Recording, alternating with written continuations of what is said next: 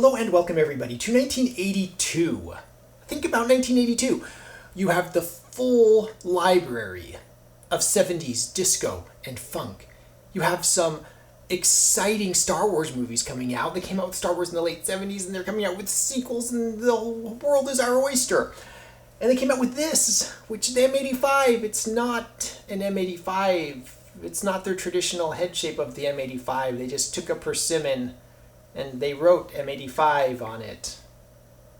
It's just a weird it's just a weird rebrand. It's like continuing a brand but totally changing the club. It'd be like taking a Corvette and moving the engine from the front and making it a mid-engine car. It's just absolutely it's Before we dive into just the identifying features, I want to do a quick comparison. There's actually a size difference here between the 1952 here on the left. This one's been refinished. It's not in original condition. But the sole is obviously different. The shape of the face and the head, obviously different. And top line, obviously different. We'll talk about all of that here. Just wanted to show you so you could see for yourself. We might do a full comparison at a future date. No promises. So you can see oil hardened is the only thing that's stamped in the wood. They moved the M85 from the wood down here onto the sole plate. And this is, as far as I'm concerned, not an M85W just because of shape and everything, only in name. MacGregor 1 4-screw sole plate. And you can see the shaft through here, pinned, serial number. The skirt is very clean, as is the top line. Just a beautiful top line. And then the face. So in the 80s, it's pretty common to see a 1-3-1 groove pattern, 6 screw in the 2-2-2 pattern, and we have a brick red, white, brick red face insert, which is visible on the top cutout here. I get these in all sorts of condition. You can see this is heavily glued. I'm not sure what kind of glue that is, but it's been glued. The shaft is in good condition. It's not pitting or rusting. I don't know if you'll be able to see all this detail, but this shaft on the 50s version is rusting. It's just rusting from the inside out. It's always kind of nerve-wracking to bring that out onto the range. But the 80s version here, the shaft is in pretty good nick. And then we get to the label up here. It's been worn clean. This is my little label reminding me that it was made. They started production of these in 1982, and it has a pro-only QWERTY grip, which is funny because just the other day in Dick's Sporting Goods, I saw pro-only putter grips. Pro-only. Pro shops only, apparently. Anyway, let's get this lovely persimmon out on the range, see how it feels.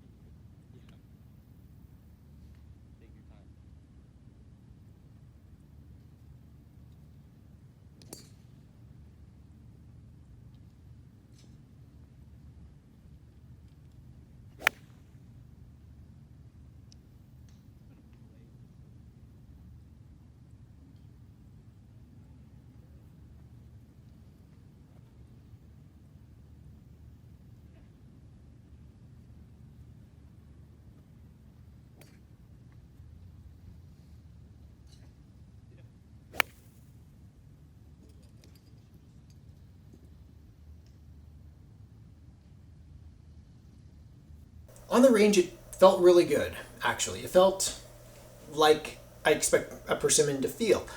It has a nice weight to it, nice sound to it. It looked great. I actually really like the top line more than the classic M85s. I don't like all that writing. I like this plain look, because I was raised with modern clubs, right? The very simple.